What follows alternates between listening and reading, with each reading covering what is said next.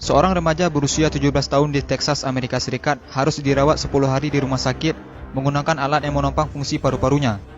Hal ini disebabkan oleh rokok elektrik atau biasa disebut dengan vape. Pada awalnya, Triston terbangun dari tidurnya dan kemudian muntah-muntah pada suatu pagi di bulan lalu.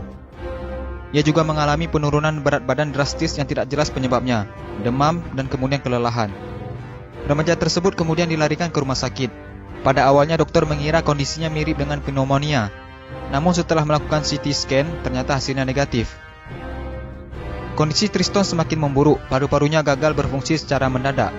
Remaja itu pun harus diintubasi atau dimasukkan tabung endotrakeal melalui mulut atau hidungnya untuk menghubungkan udara luar dengan kedua paru-parunya agar paru-parunya tetap bisa berfungsi dengan baik. Seluruh tim medis mencurigai bahwa vape yang diakui oleh Triston telah dikonsumsinya sejak di kelas 8 diduga menjadi biang kerok gagalnya paru-paru Triston. Kami tidak tahu secara pasti apa yang dilakukan oleh Triston, namun ada laporan literatur tentang pneumonitis, hipersensitivitas akibat vaping, kata dokter yang menangani Triston, yaitu Dr. Suzanne Whitworth, dikutip dari Daily Mail. Setelah 10 hari diintubasi, paru-paru Triston kembali pulih, walaupun ia masih harus berjuang keras untuk bernapas dengan baik. Ia bahkan harus kehilangan 13 kilo berat badannya, dan otot kakinya menjadi melemah. Triston juga bahkan harus belajar berjalan kembali.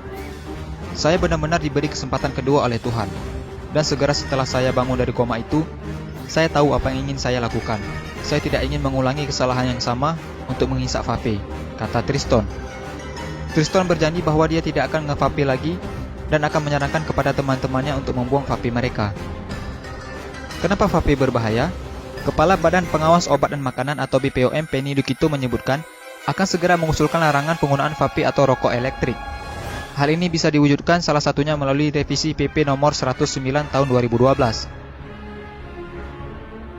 Penny mengungkapkan ada beberapa fakta ilmiah yang telah ditemukan BPOM sekaligus menjadi dasar usulan pelarangan tersebut.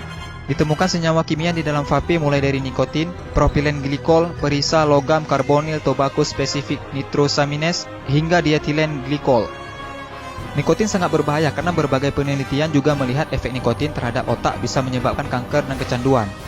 Propilen glikol juga sangat berbahaya karena jika dikonsumsi secara terus-menerus dapat menyebabkan gagal ginjal. Menurut laporan yang dipublikasikan dalam jurnal Investigate Medicine High Impact Case Reports tahun 2015. Memang vape tidak langsung memberikan dampak buruk bagi kesehatan. Sama seperti rokok, banyak orang yang tetap bisa sehat walaupun merokok.